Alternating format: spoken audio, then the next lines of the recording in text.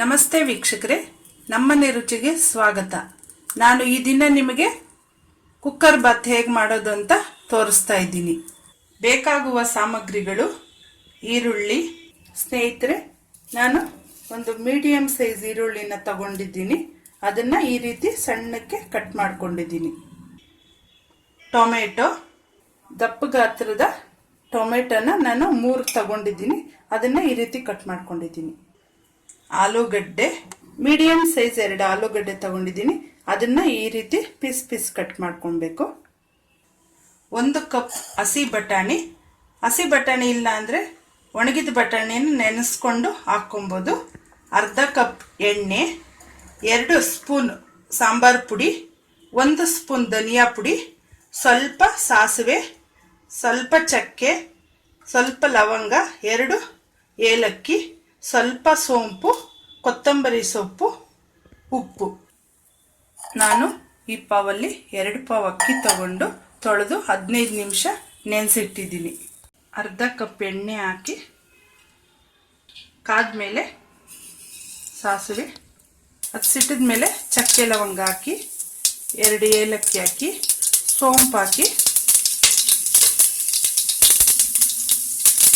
ಆಮೇಲೆ ಈರುಳ್ಳಿ ಅದು ಗೋಲ್ಡನ್ ಬ್ರೌನ್ ಬರೋವರೆಗೂ ಹುರಿತಾ ಇದ್ದೀನಿ. ಈಗ ಗೋಲ್ಡನ್ ಬ್ರೌನ್ ಆಗಿದೆ ಈರುಳ್ಳಿ. ಈಗ ಟೊಮೆಟೊ ಹಾಕಿ, ಟೊಮೆಟೊ ಬೆಂದಮೇಲೆ ಆಲೂಗಡ್ಡೆ ಹಾಕಿ ಅದನ್ನ ಚೆನ್ನಾಗಿ ತಿರುಗಿಸ್ಕೊಡಿ.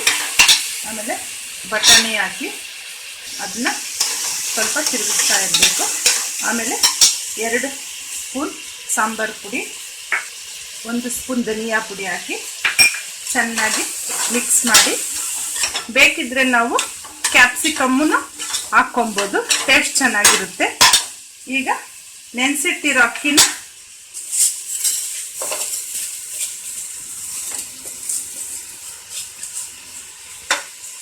ಹಾಕ್ಕೊಬೇಕು. ಚೆನ್ನಾಗಿ ಮಿಕ್ಸ್ ಮಾಡಿ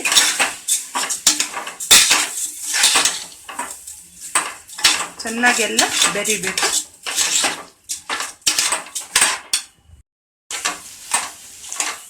ಸ್ನೇಹಿತರೆ, ಈಗ ನೀವು 2 ಪಾವು ಅಕ್ಕಿಗೆ ಈ ಲೋಟದಲ್ಲಿ 3 ಲೋಟ ನೀರು ಹಾಕ್ಕೊಬೇಕು. 3 ಲೋಟ ನೀರು ಹಾಕ್ಕೊಂಡು ಈಗ ರುಚಿಗೆ ತಕ್ಕಷ್ಟು ಉಪ್ಪು ಹಾಕಿ, ಈಗ ಕೊತ್ತಂಬರಿ ಸೊಪ್ಪು ಹಾಕಿ ಚೆನ್ನಾಗಿ ಮಿಕ್ಸ್ ಮಾಡಿ. ಈಗ ಕುಕ್ಕರ್ ಮುಚ್ಚಳ ಮುಚ್ಚಿ